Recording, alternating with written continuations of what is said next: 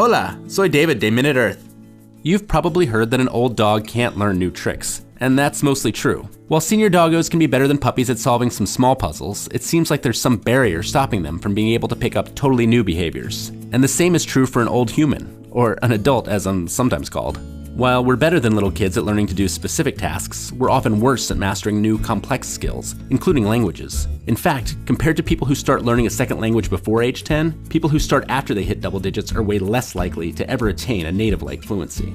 You might think that that's because there's something about young brains, as opposed to old brains, that makes them more amenable to learning complicated new things. But the real culprits may be not one, but two sociological barriers that come with adulting.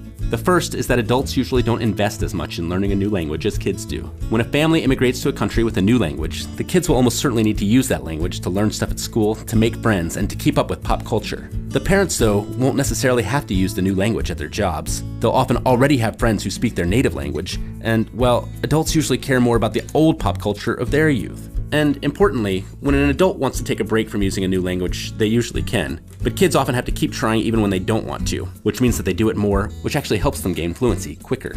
The other barrier that adults have to overcome is that while adults are good at following directions, which can often help us beat kids at specific tasks like applying a new verb tense, we tend to see a new language as a huge set of rules to be followed. And we're so worried that we'll do mistakes and talk wrongly that we end up not using the new language very much, while kids, who are way less risk-averse in general, use it a lot more.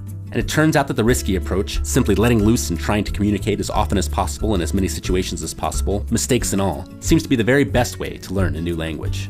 There are a few other reasons why an adult might have trouble learning a new language, but if they find reasons to be invested in the new language, use effective strategies, and forego worrying about mistakes, they can knock down these two big barriers and become bilingual. In fact, using these strategies, some adults have learned to fluently speak several extra languages. One of those hyperlinguists, Cato Lam, started learning new languages after age 10 and kept learning more and more throughout her life, including a final language when she was well into her 80s. Now how's that for breaking down barriers? This video was sponsored by the University of Minnesota, where students, faculty, and staff across all fields of study are working to solve the grand challenges facing society.